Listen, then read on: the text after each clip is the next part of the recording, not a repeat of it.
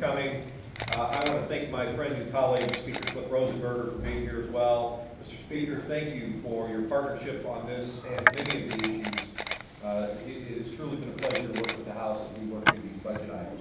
We're here today along with our designated caucus leaders to announce an agreement between both legislative chambers to work toward a compromise solution on the severance tax policy issue. As you know, the Senate has been working with the energy industry in Ohio and the governor's office to develop a fair and effective severance tax structure. Thanks to the leadership of Senators Troy Balderson and Bob Peterson, we have made substantial progress in the past 2 weeks.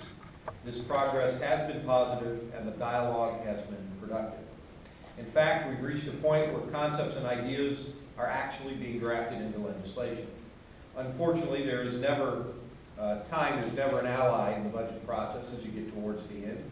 So today we have a choice: to halt that dialogue, move forward with an unfinished policy in the budget and fight it out in conference committee, or to continue the progress outside of the budget and work toward a meaningful compromise during the next 3 months.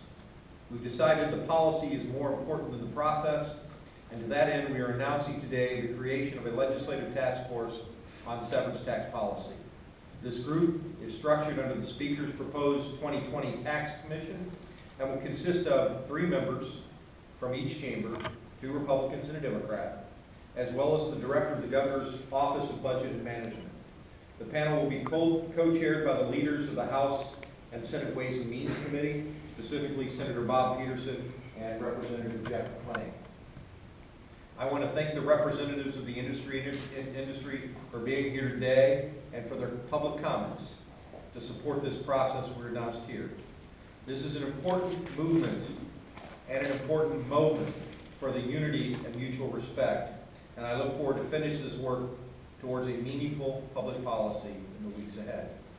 I want to introduce my colleague, House Speaker Cliff Rosenberger for a few remarks.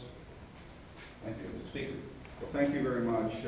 I wanted to take the opportunity to thank my friend and colleague, President Faber, for his ability to have open and frank dialogue and have great conversations along the way. One of our major themes for the House's version of the budget was to ensure that proposals put forward will strengthen Ohio's economy, Ohio's businesses, and Ohio's jobs. That's why we proposed creating the Ohio 2020 Tax Policy Study Commission to conduct in-depth study of all aspects of Ohio tax law and develop a forward-looking comprehensive reform package outside the time constraints of the biennial budget.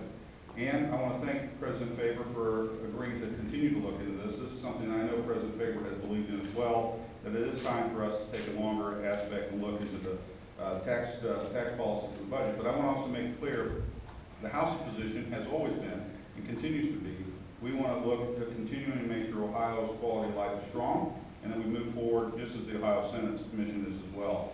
And we think that we can do that outside the constraints of the budget and be able to have these conversations in this commission as we move forward.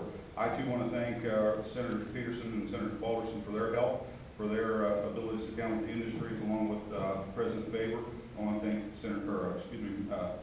Representative McClain and Representative Scheer on our side for their in-depth help on the House side as we continue to look and talk about compromise. The thing that we're committed to do today, the thing we are committed to continue today is open and frank dialogue on where we can find common ground to move forward for the industry and for the tax policy of the state. And we look forward to continuing to have this conversation as we go forward with the Senate and the administration.